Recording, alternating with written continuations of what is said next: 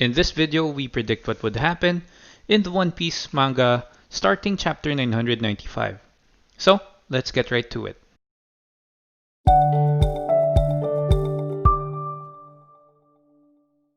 We all know that Luffy, Sanji, and Jinbei are rushing towards Kaido, but I'm sure that I'm not the only one expecting them to get sidetracked somehow, and probably by the Tobiropo members. In my opinion, Sanji would be best suited to fight with King at this point because of how they are both well matched. Both of them can fly, both of them you can use fire, both of them are black.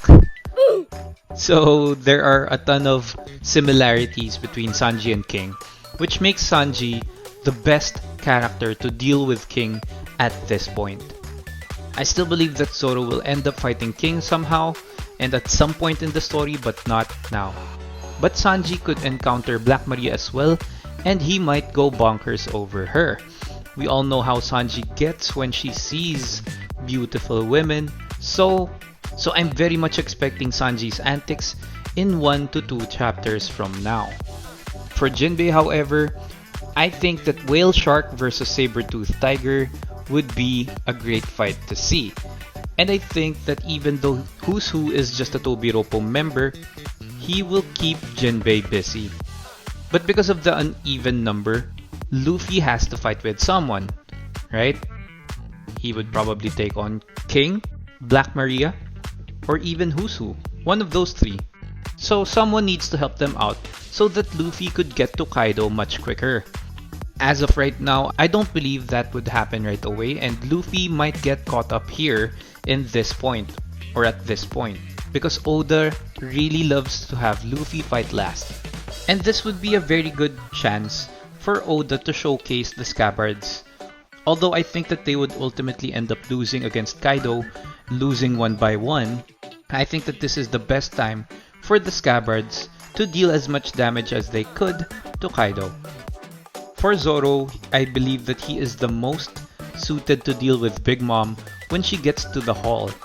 Because we all know that at some point Big Mom will end up getting back there and she would be hell-bent on trying to get her revenge against the Straw Hats. And Zoro is the only one capable of dealing or handling Big Mom in the activity hall at right now. And I think that Zoro has been too gassed out so early in this war that it might become a problem for the Straw Hats probably in 10 chapters time. And this might be because of how he's using Enma and it's constantly taking up his haki and using it inadvertently or more than what he is accustomed to. So I think that Zoro might run into a little bit of trouble during his fight with King. Usopp and Nami are being chased by Page 1 and Ulti. I don't believe that they would win against them, but they could stall both of those dinosaurs long enough until someone takes their attention. I think that even though Usopp and Nami are very crafty and very smart when dealing with their opponents, I feel like Page 1 and Ulti's endurance, durability, overall and overwhelming strength would be more than a match for Usopp and Nami. So I don't think that they would be able to pull off the win against those two dinosaurs. I think that Frankie and Chopper need to deal with Page 1 and Ulti. But I think that the more urgent matter is that Chopper is going to deal with the Ice Demons because everyone that has been infected has about 1 hour before they get killed by this plague. So knowing this, Chopper won't be sitting around and letting those people die around him, even if those people are enemies. So I think that making more of the antidote that Apu has is the #1 priority for Chopper right now. And the best person that could capture Apu instantly is Robin. Since Apu doesn't seem to move all that fast, it would be easier for Robin to immobilize Apu so that Frankie, Chopper, and whoever else is there would be able to capture Apu and take the antidote away from him so that they could make a big batch for all of those infected and maybe prevent the people that are not infected from contracting that plague. And as of this moment, I think that Frankie is the best person that could deal with the people that are infected by the ice demon or the plague because he is in the General Frankie. So I'm assuming that he would be immune to the plague because of the Wapo metal armor that the General Frankie has. So he would be the best one that could deal with those ice demons and maybe somehow immobilize them. But after immobilizing the ice demons, it would be best for Frankie to deal with Page 1 and maybe even Ulti, taking their attention away from Usopp and Nami so that Usopp and Nami can do what they do best, which is providing backup and helping out any allies that are in very, very bad situations. And it would make it easier for everyone else to do their jobs. And that's why Usopp and Nami are very, very important characters. And I view them both as being very strong individually. And to their respect, even though I'm sure that a lot of people view them as weak even after the time skip, well, I believe that they could handle even captain level characters or captain level rookies at this point. Brook has been MIA for a pretty long while now. I think that it would be a great opportunity for Brook to come looking for the poneglyphs and maybe accidentally find his way towards Sasaki, helping out Momonosuke, Yamato, and Shinobu in the process. Obviously, he's still locked up in the activity hall at this point, but I think this would be the best case scenario for Brook. Carrot and Wanda are rushing towards Perospero, and because of this, I think that they would be able to free up Marco from dealing with Perospero, and Marco would be able to rush to the activity hall, where he could help out people that were infected by the plague as well because of his Phoenix Flames. I'm not sure if he would be able to cure the plague from those people, but I'm sure that his abilities could help.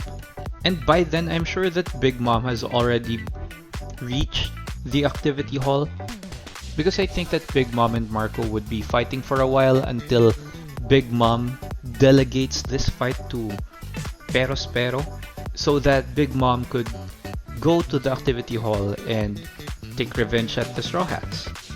And while Marco is dealing with Perospero, Wanda and Carrot arrive, freeing up Marco so that he could help out in the activity hall. That's what I think would happen. And obviously, since Marco was able to treat people back in Sphinx, Whitebeard's home island or homeland, would be a great help for the people infected by the plague. Since I think that Big Mom would arrive first in the activity hall before Marco, Big Mom would be dealing with Zoro. Marco could help out because obviously Big Mom is too much for any one person or any one character to handle at this point. And Zoro could use all the help that he could get when dealing with such a monster. So, for the Scabbards, I think that they would really put up a good fight against Kaido, but they would then be annihilated one by one. I think that Inu will die like a dog. Neko will use up his 9 lives. Izo will relive the defeat against Blackbeard one more time. Aww. Kiku will become straight. Bruh. Ashura Doji would lose weight. They ask you how you are, you just have to say that you're fine. Kawamatsu would become a frog instead of a kappa. Raizo would cry again. Nani? And Kinemon would probably be the last to drop. In all seriousness, I do believe that they would put up a great fight, but I think it would all be futile against Kaido. Kaido, right now, I think is just too strong for any of the Scabbards, any of the top tier fighters, any of the Tobiropo level characters or all-star level characters even to deal with. So that's why I think that all of their struggle will be useless in front of Kaido. But that might be a good thing because Kid might come across Kaido at the point that the scabbards are on the verge of dying, taking Kaido's attention away from them and rescuing the scabbards inadvertently or unintentionally in the process. Kid is just going to be there happy with the chance of trying to get back at Kaido and showing off the results of his training. And while that is happening, I think that Law would meet up with Hawkins because I still think that they are in this together. I still think that Hawkins has been acting suspiciously and he might be planning a betrayal along with Drake, and all of this was just acting and is according to plan. And he has Law's life as collateral because the only lives that we've seen Hawkins really let go of, or that was confirmed in the manga, was that of Law's crewmates. So I think that there would be a plot twist with Law and Luffy. I doubt that he would betray Luffy willingly. And even if Law betrays Luffy at some point, I think that he would make it up to Luffy in some way. Oda might make Law look like the villain or the bad guy because of this betrayal, but I think that he would make it up to Luffy and the Straw Hats in some way and then explain everything later on. There have been theories circulating for quite some time now that Law would sacrifice himself in this arc to give Luffy immortality. I'm cool with it, but I doubt that it would happen. And even if it would happen, even if Law suggests that he would be giving Luffy immortality, I don't think that Luffy would be okay with that. I really don't believe that Luffy would like for Law to die in that way. Because I really don't believe that Luffy wants to be immortal. I just think that he wants to live his life as full as he could, with zero regrets. And a friend dying is obviously something very regrettable because he gave his life for Luffy. And since Luffy views Law already as a friend, I don't think it's acceptable for Luffy.